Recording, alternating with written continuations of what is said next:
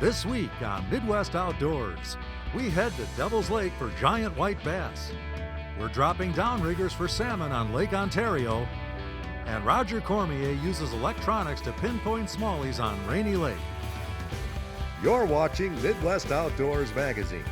Since 1967, helping you enjoy the outdoors.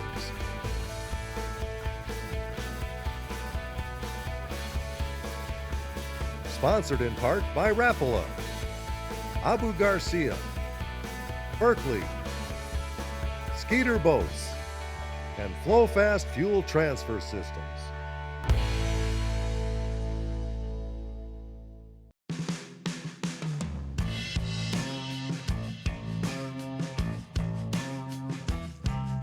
All right.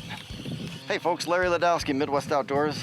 We're on Devil's Lake, and we've basically had a good morning catching walleye, so we wanted to switch it up and try another species that Devil's Lake offers, and they have a fantastic white bass bite. And here's our first one right here, and hits a chunk, man. And these guys are a blast to catch. They fight, and this is going to be the start of some fun action. We'll let him go, get another one.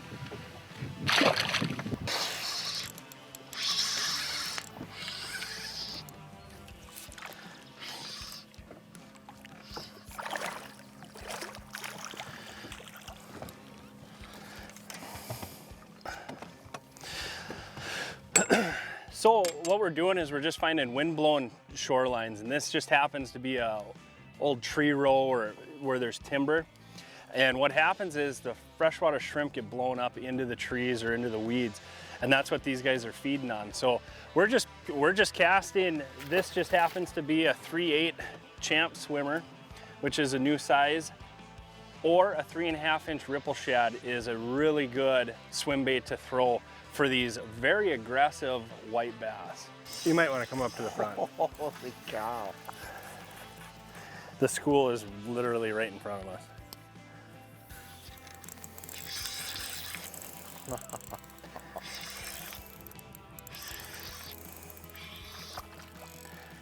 You dropping it down to the bottom too? Yeah, I'm just letting it hit the bottom and just kind of swimming it back.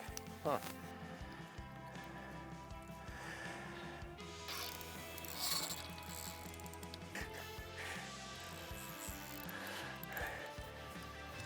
Somebody liked the 3.5-inch ripple shad.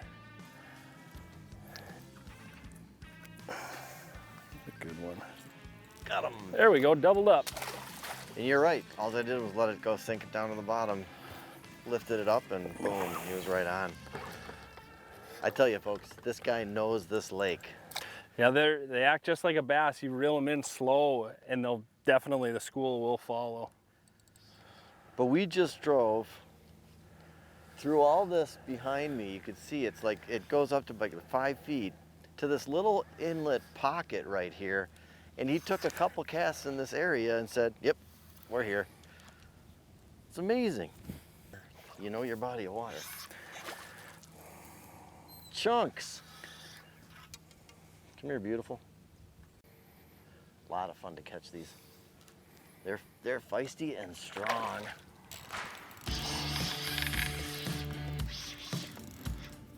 Fish on? Fish on. Fish on. You know, these fish are so aggressive here that I don't think you need anything but plastic to catch these, right? No, if you wanted to use anything other than plastics, you'd be going through way too much and not fishing enough.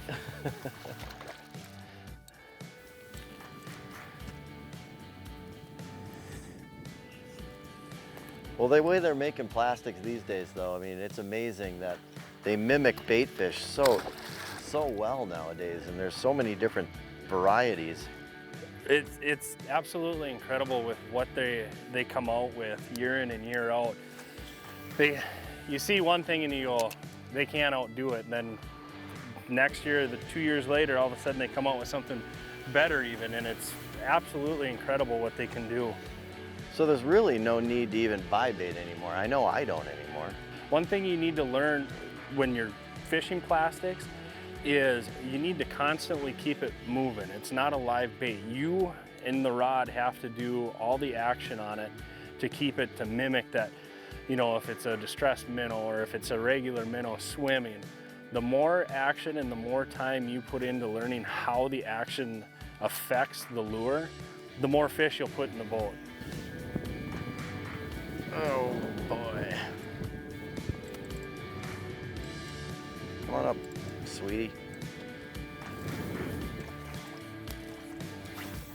Nice.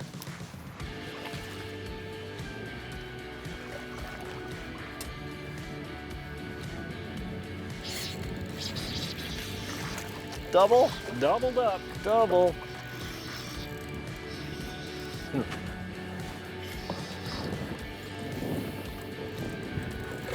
He just usually swings them at it. But I'll tell you what, with that, it's getting to be that time. My stomach's growling. How about yours? I'm getting hungry too. But I want to thank this guy, Zach AXTMAN, for letting me jump in his boat today. I'm Larry LADOWSKI from Midwest Outdoors, as well as Zach. We'll catch you later.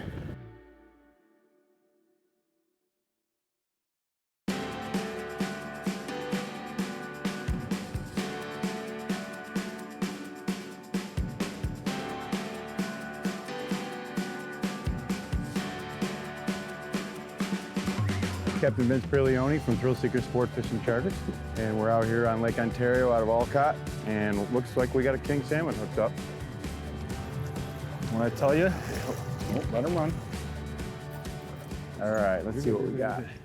Nice fish. Reel down, reel down, reel down. Ready, walk backwards. Keep the rod up high, walk back, walk back, walk back. Keep coming, keep coming, keep coming. Beautiful. What do you think? You're feeding the family. Yeah. In recent days, they've been hanging really deep. They're kind of sulking a little bit. The water's warming up rapidly. We always know to run some rods up high because there's bait scattered around up high. Actively feeding. We caught this one, and it's her first king salmon, and she got spoiled with a big one.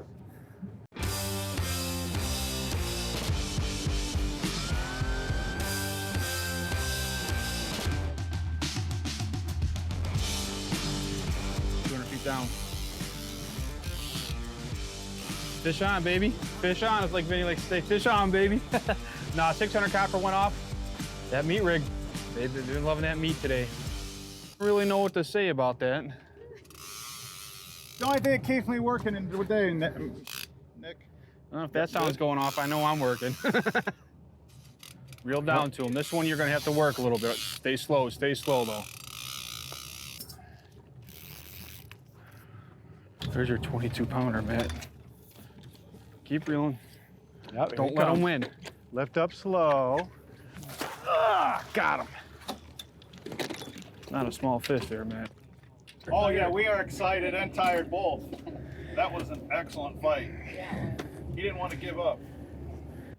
It is right at the 20 mark. That's a beautiful adult. That's a typical 3.5-year-old. He'll be this fall. She'll be this fall, and still going to put on a lot of weight before they run the rivers. But it's one of the better ones Matt's ever got.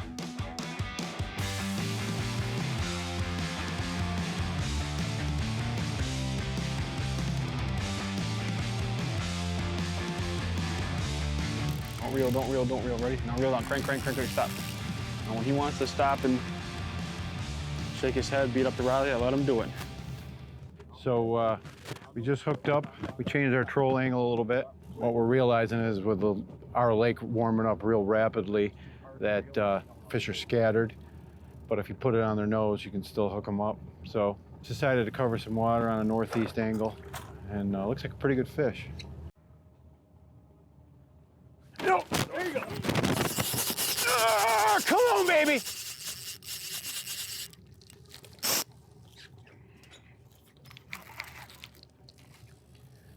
Good move, good move. Keep going. He is running right at you. Oh yeah, he is. Keep going, keep going. Don't stop. We're running 16-pound ball, and look at the speed of that retrieve. So it's good that we're able to get it out of the way. We got two decent salmon hooked up right now. And the fact that we can get that cable out of the way, this helps us out a lot, because when they get near the boat, they can try to wrap us up. Tripled up, this is what we're waiting for. Call a wolf pack. Right here. He's on his way.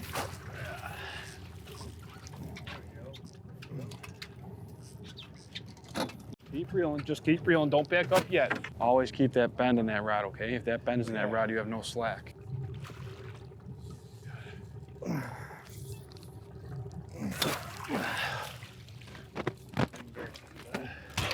We're in the last of a triple here. Diver went, rigger went, second diver went. Kind of going nuts. Salmon wanted to feed. We came across Wolfpack and they bit what was in the water. So Annalise fish here started out at 300, ripped out to over 500 feet of line. She's on her way back in about 60 feet right now. This fish is coming in pretty quick. When I think of the optimums, I think of how Cannon married the wants and the needs of the old school anglers, where there were things that always frustrated us, unreliable auto stops and slow speeds and things like that.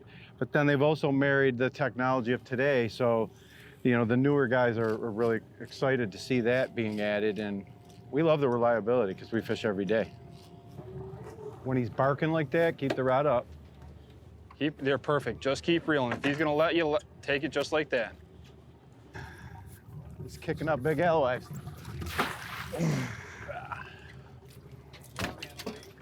So what did you think, Annalie? It's awesome. They're the greatest fish in the Great Lakes, in my opinion. Yeah, lots of fun. Fight to the death. That's right. You did a great job. We're ready to pull the last few rods. We had a nice day on the water. We got a bunch of salmon. Cannon Downriggers did a great job for us today because we found our fish ultra deep. If you want to find out more about the really great features of these reliable downriggers, check out cannondownriggers.com. I'm Captain Vince PIERLEONI from THRILLSEEKER Sport Fishing Charters. Thanks for joining us on Midwest Outdoors. We'll be right back.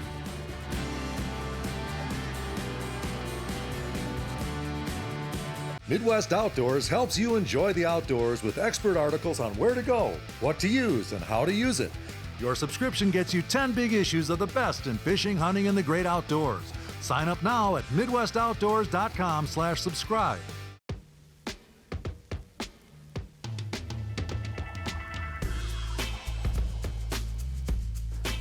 What you got there, bud?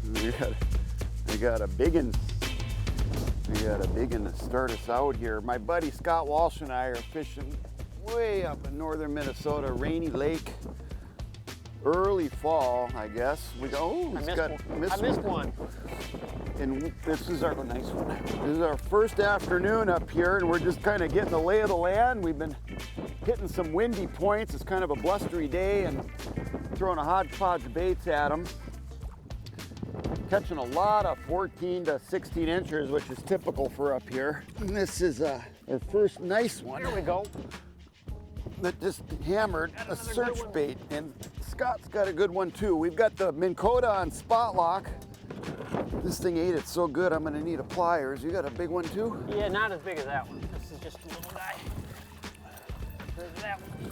Spinnerbait fish, nice double though to get the open of the show, and you can see where he ate that search bait all the way down. And they're putting on the feed bag for the winter, right, Scotty? Yeah, it's been a funny year. We had a really early spring and it got hot, unseasonably hot for here pretty much all summer. And it seems like the fish have just gone to like the fall feeding mode, maybe a little bit earlier than they normally would. I don't know if that's Look at the belly. a strange summer. Yeah, I mean, that's like a fall fish, right? Well, and we haven't fished this lake together in a number of years, so Been a let's while, yeah. get out there and get some Rainy Lake Smallies.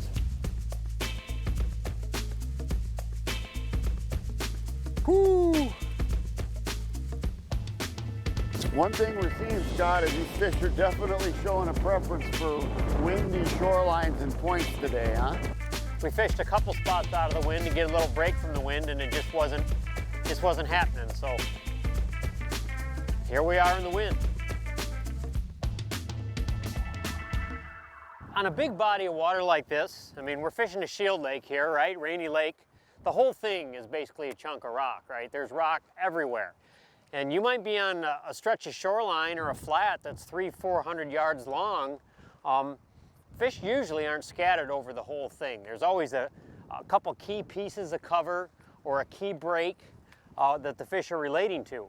Classic example is right where we are right now. If you look on the Mega 360 on the right-hand side of us, you can see all of that basketball-sized rock and gravel, and there's a fish, spit the hook. But the first 50 yards, as we were just talking about the technology, was basically flat rock. You could see that on the Mega. As soon as we get into this gravel area, that's where the bass have been holding for us today. Now Scott's hooked up. So we know that that flat rock isn't holding them, and we can see these rocks and cast to them rather than putting the boat on top of them. Just a small bass. Just a little guy. Really nice pile of rocks right off the bow here. And we've got those casting rings on there that allow us to know what our distance is. So each of those rings is 20 feet. So we know that we got rocks out there in front of us, 20 to 40 feet. Basically a long cast out. There's one.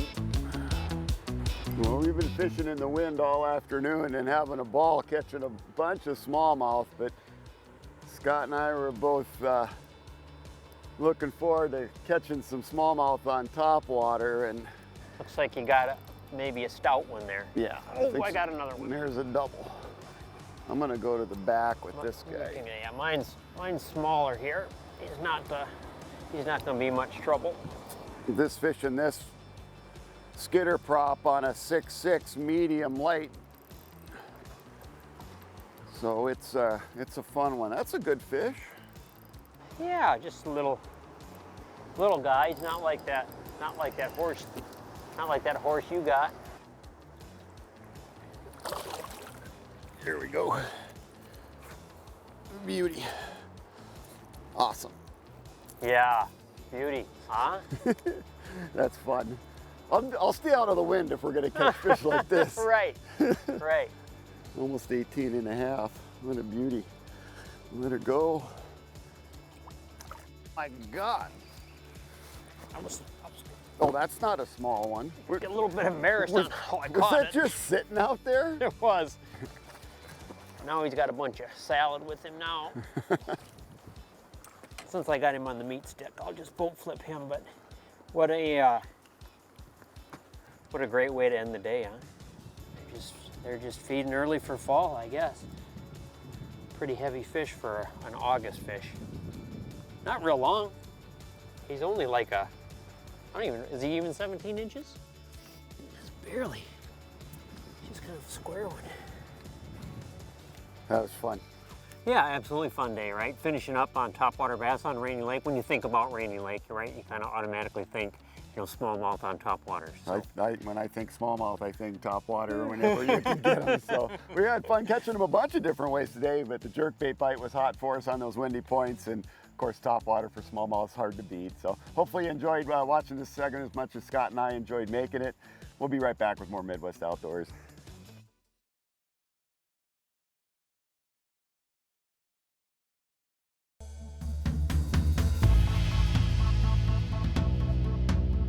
Wanted to teach you a knot here that I tie for my leader material from my main line to like a fluorocarbon leader. Fluorocarbon, for your leader, you don't need much more than a foot or two. Just kind of depends on your preference. But what I'm going to do is I'm going to take my main line and my leader material and I'm going to lay them two different directions. So they're facing opposite directions. I'm going to take one of them, it doesn't matter which one you do first. I'm going to use my braid first. And I'm going to take it and loop it around my index finger so it's facing the same direction as my leader material. What I'm going to do is twist that line around both sets, the braid and the fluorocarbon, about 7 times. 1, 2, 3, 4, 5, 6, 7. I'm going to take my tag right back through my index hole, pull the tag in the main line till it starts to look like a knot. Not too tight, or your leader material won't be able to tie a good knot. And then I'll do the same thing with my leader.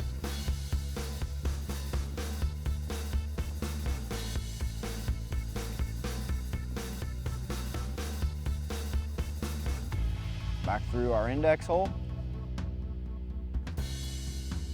And that, when pulled, will create a second knot. So now I have two identical knots, one pulling left, one pulling right. I'll lube them up. When you pull them, come together, create a nice small knot, and that's a uni to uni. Midwest Outdoors helps you enjoy the outdoors with expert articles on where to go, what to use, and how to use it. Your subscription gets you 10 big issues of the best in fishing, hunting, and the great outdoors. Sign up now at MidwestOutdoors.com/subscribe.